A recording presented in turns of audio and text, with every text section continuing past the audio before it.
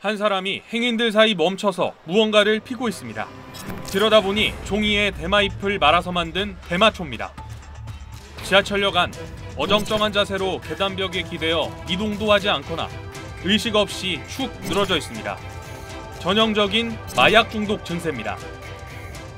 저는 지금 뉴욕 맨해튼 한복판에 있습니다. 그런데 옆을 보시면 이렇게 시민들 사이에 약에 취한 사람들이 아무렇지 않게 섞여 있는 모습을 볼 수 있습니다. 뉴욕시는 지난 2021년부터 대마 판매소 60여 곳을 허가했습니다. 이를 빌미로 불법 판매소가 1,400곳 넘게 생겨났고 대마 외에 펜타닐, 헤로인 등 불법 마약까지 팔고 있습니다. 대마는 상대적으로 중독성이 낮으니 양지로 끌어내 관리도 하고 세금도 매기겠다는 생각이었는데 판도라의 상자를 연 셈입니다. I do have a teenager who's attending the high school. Somebody was offering her cannabis and candies. I feel sad about it because now everybody is free to do whatever they want, and there is too many options that they can choose. 현지에서 어렵게 만난 한 중독 경험자의 고백도 가볍게 쉽게 시작했던 마리화나가 결국 삶을 파괴했다였습니다. I started off with marijuana. Then from marijuana, I started indulging in harder drugs such as cocaine, heroin, fentanyl, horse tranquilizer, and my life just went downhill from there. 네, 신용식 기자 나와 있습니다. 이렇게 상황이 심각한데도 미국 일부 지역에서는 이제 대마를 법적으로 허용했잖아요. 좀 다시 생각해봐야 하는 거 아닙니까? 네, 대마를 양성화해서 통제도 하고 세금까지 걷는다? 뉴욕을 비롯한 미국 몇몇 도시의 이런 발상 자체가 무모했다고 할 수 있습니다. 최근 뉴욕은 불법 판매소 단속을 강화했습니다만 판매소 단속으로 될 일이 아닙니다. 미국은 이미 마약 차단의 이른바 골든타임을 놓쳤다는 평가까지 나오는데 그 상징적인 장소가 바로 필라델피아 켄싱턴입니다. 미국이 뭘 놓친 건지 현지 취재 보시겠습니다. 쫓아옵니다. 마약 중독자 무리 중 한 명이 쇠꼬챙이를 들고 취재진 차량에 달려듭니다. 내렸으면 큰일 날 뻔했네. 무법지대를 방불케 하는 이곳은 미국 최대 마약 시장이 있는 필라델피아 켄싱턴 거리입니다. 시내 중심가에서 차로 불과 10분 거리입니다. 3km 남짓한 이 거리엔 방금 쓴 주사기와 쓰레기가 이렇게 아무렇지 않게 버려져 있습니다. 마약의 유혹이 얼마나 가까이 또 얼마나 심각한지 지금부터 확인해 보겠습니다. 켄싱턴에서 수년째 마약 중독자 봉사활동을 해온 목사님과 동행했습니다. 저거 보세요. 저기 지금 펜타닉 먹고 굳어 있죠? 놓고 있죠? 서로 마약이 든 주사기를 놔주는 모습도 보이고 헤로인 주사받는 애들이죠. 뭐 100개, 200개 막 갖고 다녀요, 애들이. 유모차까지 끌고 와 마약을 하려는 엄마의 모습도 보이고 도서관 내 공원 잔디엔 학생은 온데간데 없고 마약에 뻗어버린 어른들만 가득합니다.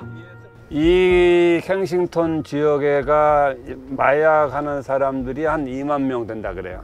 여기서 이제 폭력과 돈 거래와 또 성매매와 사회의 기초적인 것들이 다 망가져 버려요. 강력한 공권력까지 동원하고 있지만 사태는 계속 악화하고 있습니다. 5 to 6 out of every 10 people here are involved in drugs in some kind of way, form or fashion, whether it be directly or indirectly. 켄싱턴이 이 지경이 된 건 강력히 대응해야 할 적기를 놓쳤기 때문입니다. 1990년대 말 포르투갈과 미국의 마약 상황은 비슷했습니다. 그런데 포르투갈은 2000년대 이후 마약 중독 사망자가 유럽 평균의 5분의 1까지 낮아졌지만 미국은 가파르게 증가해 지난해 11만 명을 넘어섰습니다. 가장 큰 차이는 마약 문제 해결에 전면적으로 나선 시점인데 포르투갈은 2001년, 미국은 필라델피아에서조차 2016년에서야 시작했습니다. 때를 놓친 미국에선 마약 유통망의 뿌리가 더 깊어졌고 마약값도 싸지면서 청소년과 가난한 사람까지 중독의 늪에 걸려들었습니다. 미국은 지난해 마약 퇴치를 위해 500억 달러, 50조 원의 기금을 마련했지만 골든타임이 지난 상태에서 얼마나 효과가 있을지 예측하기 어렵습니다. 자, 신용식 기자, 미국과 포르투갈 이제 두 나라 사례를 짚어봤는데 결국 정부가 이 마약을 잡기 위해서 얼마나 빨리 나서느냐 이게 중요해 보이네요. 네, 골든타임 안에 정책이 시행됐느냐 이게 가장 큰 차이입니다. 그중에서도 특히 젊은 층에 집중한 포르투갈의 승부수가 주요했습니다. 포르투갈의 분석 보고서를 보면 15세에서 19세 연령층의 마약 소비를 낮추도록 한 게 가장 큰 성공 요인으로 꼽히고 있습니다. 이를 위해 두 가지 정책을 시행했는데 첫 번째는 공급 차단입니다. 과거 식민지였던 남미 국가 등에서 마약이 유입되는 걸 철저히 감시했습니다. 두 번째는 교육입니다. 보고서엔 융단 폭격을 하듯 교육했다고 쓰여 있습니다. 마약이 얼마나 해로운 것인지 청소년이 모이는 모든 장소에서 교육했다는 겁니다.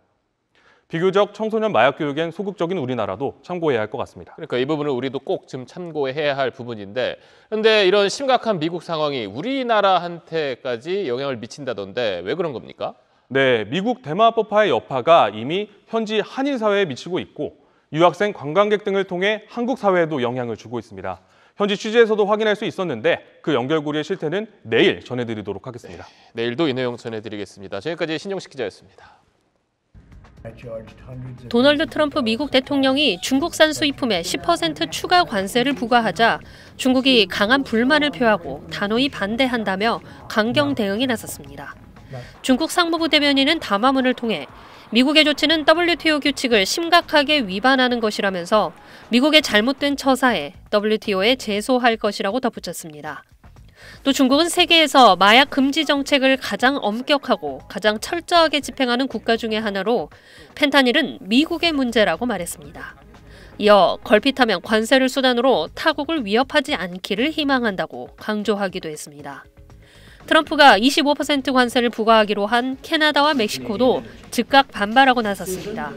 주스틴 트루도 캐나다 총리는 긴급 기자회견을 열고 1,550억 캐나다 달러 상당의 미국산 제품에 25% 관세를 부과하는 보복 조치에 나선다고 밝혔습니다.